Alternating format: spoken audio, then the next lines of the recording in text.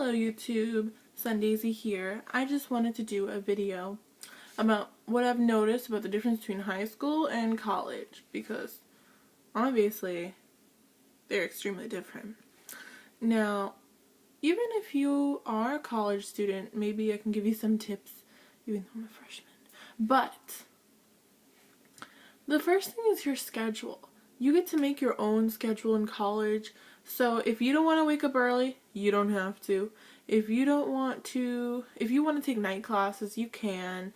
You know, if you don't want to go to school on Tuesdays, you can. But generally, you're going to be going to school at least 4 days a week, maybe 5. And you're going to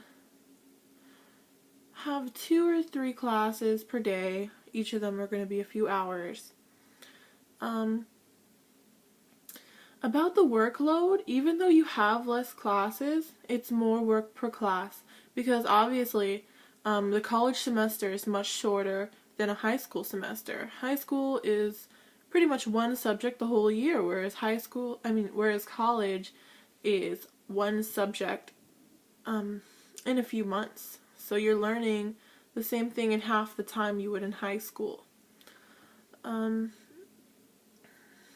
You do get a lot of homework. Well, it depends. Overall, academically, I found high school to be more exhausting because you have so many classes. But college does take more of your time, but it's more manageable. I would say another big thing is like your social life is just weird. I go to a really big college with about 9,000 to 10,000 people, and if you don't store someone's number in your phone, you risk the chance of never seeing them again. Like, is that ridiculous? It's just like, oh, what happened to our light? Ooh. But yeah. It's just ridiculous. Like, you may see them once a month or once a semester by chance, depending on their schedule. And other people, you just see them all the time. You're like, why do I keep seeing you? I don't even like you. I don't want to see you all the time. But that's how it is. So if you want to have lunch with someone, you have to text them. You can't just go to the dining hall or whatever and expect to see someone you know, because that's probably not going to happen. Especially if you're a commuter. Commuters, be aware that it is a little bit more difficult for us, because residents have the advantage. They have a whole dorm full of people that they know because they live with them every day, whereas we just have to get to know people from our classes, just from wherever we can, really.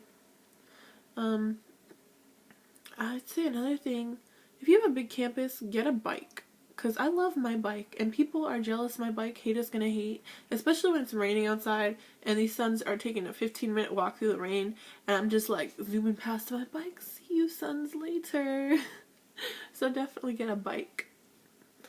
Don't take too many hard classes. I wouldn't take more than 2 hard classes like physics or calculus if you want to get a really good GPA, because it's just going to be difficult for you. I'm just being honest here. Like, during my finals week, I had 3 difficult midterms back to back, and that's just completely normal. You just do not have time to study for all those classes. You know, it's just so much you have to learn for these final tests and midterm tests. So just be aware of that. Those are the main things I noticed about. Oh, the food.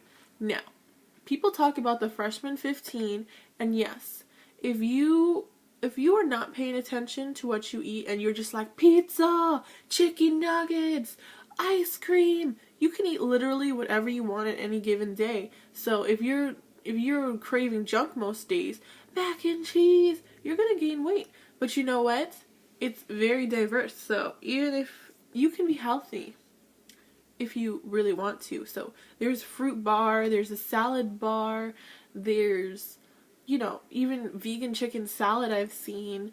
There's a vegetarian restaurant in my school, just specifically all vegetarian food. It just depends on what you are doing. So be careful. Don't eat that lasagna every day, my son, because you're just going to gain the freshman 50.